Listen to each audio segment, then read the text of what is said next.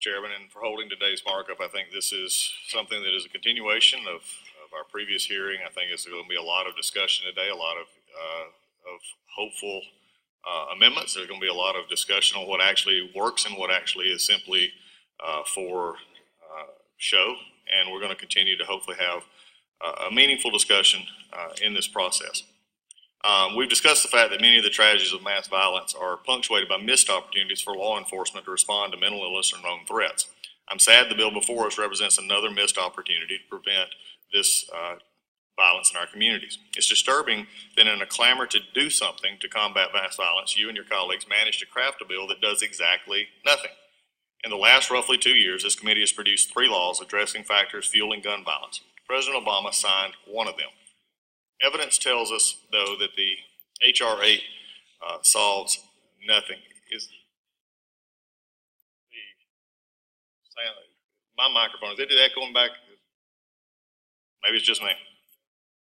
I don't know. It's my Georgia twang. That's probably what it is. All right, we're fine. Thank you for whoever turned it down. I appreciate it.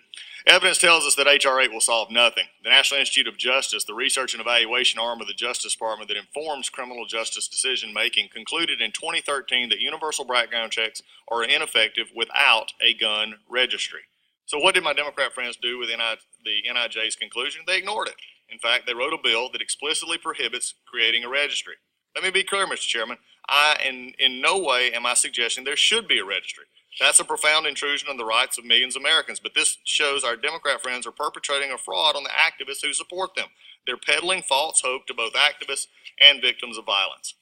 When we pointed out last week in H.R. 8, if the H.R. 8 hearing was ineffective, Democrats had to scramble for new talking points. And fortunately, Chief Acevedo came to their rescue. He asked if the bill would save just one life, isn't it worth it? Well, we don't know if this bill will save any lives, but we do know from NIJ determining it would be ineffective. And we all know criminals don't obey laws, and as a result, this bill may actually cost us lives as we go forward. Not only is the bill ineffective according to the Obama DOJ, its policy is so irresponsible it will turn law-abiding citizens into criminals with a stroke of a pen. Consider the domestic violence victim who has restraining order against her abuser but still lives in fear of him. She'd like a firearm to protect herself but can't afford one because, in their wisdom, the chairman and colleagues have prohibited the Attorney General from capping the cost of the NICS check. If you happen to live here in Washington, D.C., that cost is $125. For many people, that means choosing between putting food on the table or protecting themselves from dangerous people. So this victim's friend offers to loan her a firearm. As a law-abiding citizen under H.R. 8, this victim would have to go to her nearest federal firearms licensee for a background check. Otherwise, she'll be a criminal. Because she lives in North Dakota, the nearest FFL is 4 hours away while her abuser lives just down the road. There aren't choices. These aren't choices people, and particularly victims, should be forced to make. Yet that's the choice our Democrat colleagues will be forcing upon numerous victims like the young lady Savannah we heard from last week.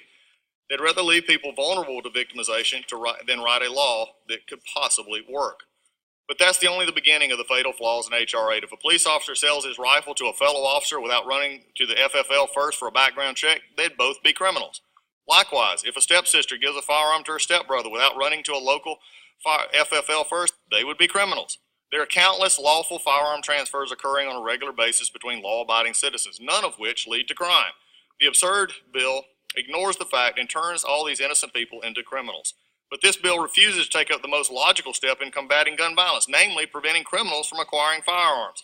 Criminals primarily get their firearms via theft and straw purchases, but those already illegal. So we don't need more restrictive laws, we need more enforcement.